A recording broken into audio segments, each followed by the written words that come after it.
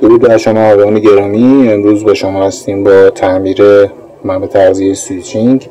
اگر میخواید بدونید که ایراد چی است و چجوری برطرف میشه، تو ادامه با ما همراه باشین. خب دوستان، موقعی که پاورمون روشن نمیشه، ما اولین کاری که میکنیم اینه که فیوز رو چک میکنیم. همونطور که میبینید فیوزمون سوخته و قطع. حالا قبل از اینکه در واقع فیوز رو چک بکنیم، باید علت سوختن فیوز رو پیدا بکنیم. این نباشه که فیوز رو عوض بکنیم و دوباره بسوزه. خب من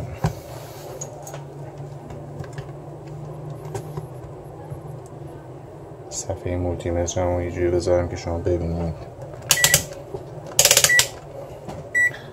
خب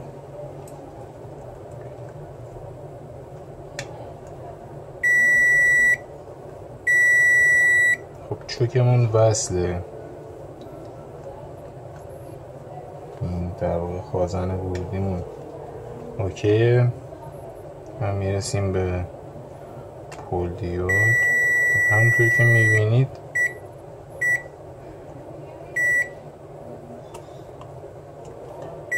پول دیود اینجا اتصال کوتاهه. برای اینکه در واقع بتونیم ایرادش رو برطرف بکنیم، باید پول دیود رو خارجش بکنیم.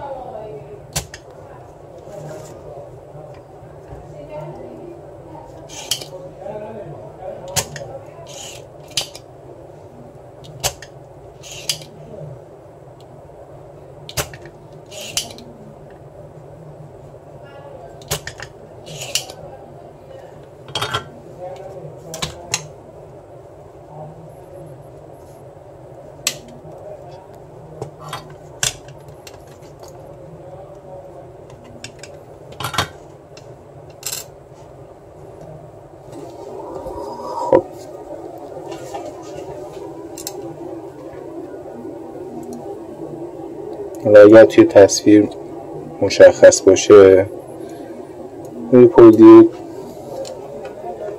ما یه در واقع پایه مثبت داریم، یه پایه منفی داریم و دو تا پایه AC داریم که وقتی که گراف منفی مولتی مترمون رو روی حالت تست دیودی گراف منفی رو روی پایه مثبت بذاریم، 564 567 و این دوتا پایه باید حدود نباید برم دیگه این مقدار رو راه بده. حالا اگر برعکسشو، یعنی اول پایه منفی رو میزنیم رو پایه مثبت، دوتا پایه AC رو چک میکنیم که همون حدود نیم ولت باید بهمون نشون بده، نیم ولت تا 6 ولت باید بهمون نشون بده. وقتی پایه مثبت رو پایه منفی میذاریم هم همینطور.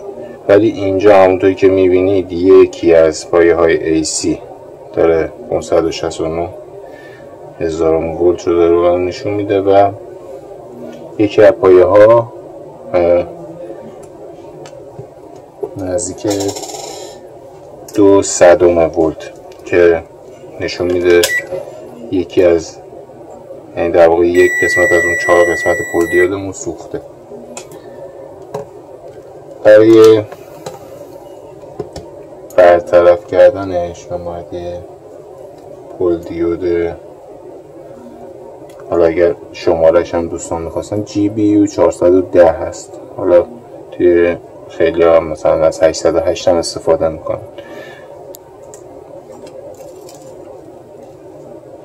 خب ببینید جهت مثبت، منفی و AC روی بورد مشخص شد. این جهت رو حتما باید در واقع ما درست بذاریم پول دیودمون رو و موقع برعکس جا نزنید.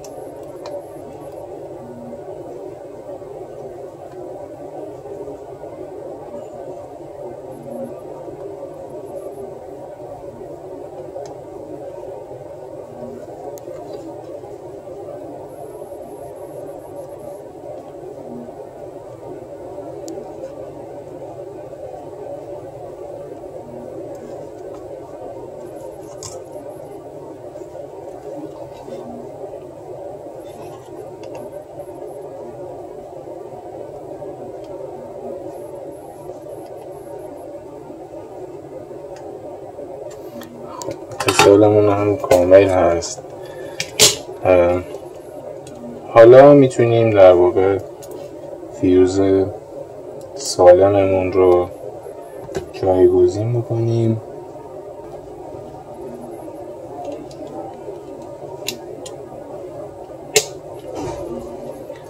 و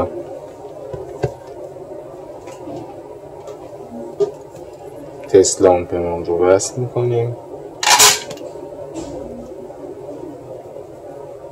حتما از تست لامپ استفاده بکنید، چون اگر مشکل دیگه توی بورد وجود داشته باشه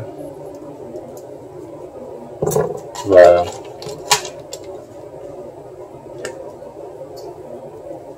اتصالی دیگه وجود داشته باشه باعث میشه دوباره فیوز شما میسوزه و باید فیوز عوض کنید.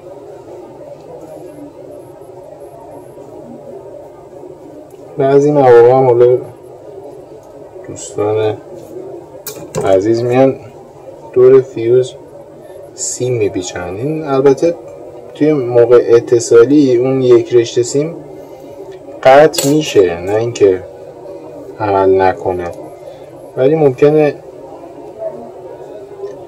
در واقع ضخامت اون سیم اینقدری باشه که چند تا قطعه رو بسوزونه بعد قطع بشه. و من این زاویه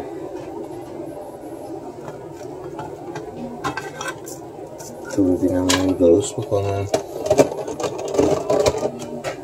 خب همونطور که میبینید LED سبز رنگ اینجا روشن شد. مولتیمترمون رو روی حالت ولتاژ DC قرار میدم. 12 ولت رو داریم. خب پتانسیومترمون رو هم تست میکنیم ببینیم سالم هست یا نه. حدود 14 ولت و حداقلش هم حدود 10 ولت و مشکل بردمون تا اینجا برطرف شده و اتصالی به خاطر همون پولدی بود که تعویض کردیم خدمت توضیحش رو دادیم. مورد دیگه ای که هست، بعد از این که در واقع کار تعمیرتون تموم میشه و میخواید بورد رو برگردونید سر جاش، سعی کنید از قسمت هایی که حالا قبلا روی خود بورد سیلیکون بوده مجدد یه مقداری خمیر سیلیکون بزنید که حرارت رو بتونه راحت تر دفع کنه و عمر بورد شما و عمر قطعات بوردتون بالاتر بره. حالا اگر برای خودتون هست که عمر دستگاهتون بیشتر میشه و اگر هم برای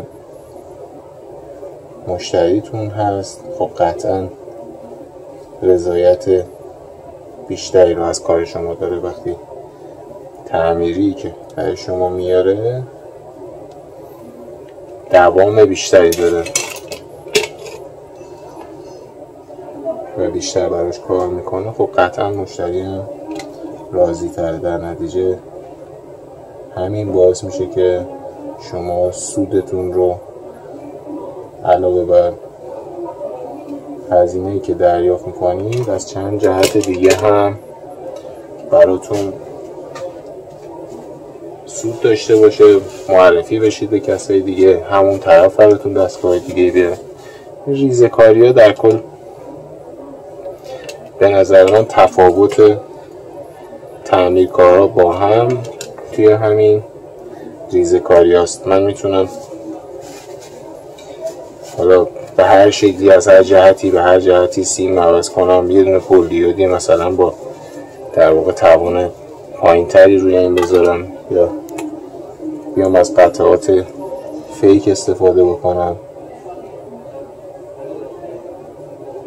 یا مثلا این ایرادای ذاتی بورد که همینجوری بعضی میگن همینجوری داشته کار میکرد. نه، اینجوری نیستش که همینجوری داشته کار میکرده. شما وقتی ایرادی رو میبینید و احتمال لعیم سردی رو میبینید، توی همین مرحله باید برطرف کنید.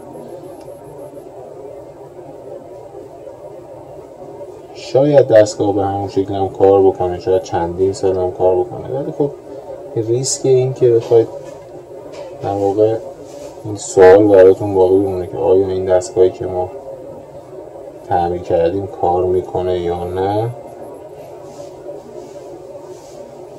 قبول نکنید به راحتی این ریسک رو و سعی کنید کارتون رو به بهترین نحوی که میشه انجام بدید.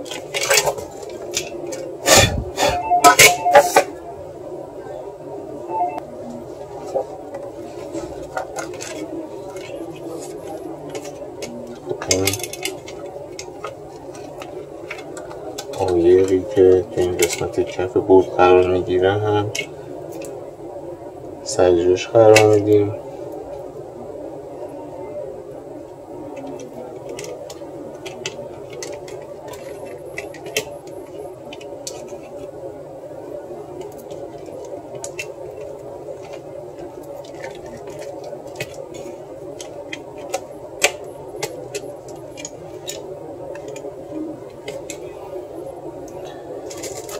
خب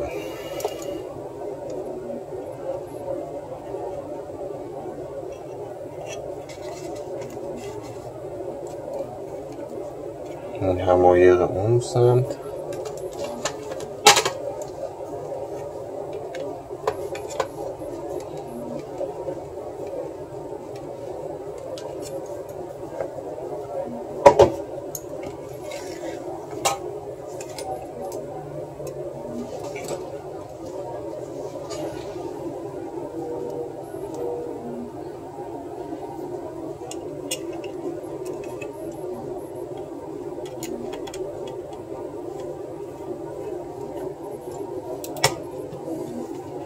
پشت این ستون کامل باید به بدنه بچسبه که بتونه حرارت رو راحت انتقال بده. فن دستگاه رو هم تست میکنیم که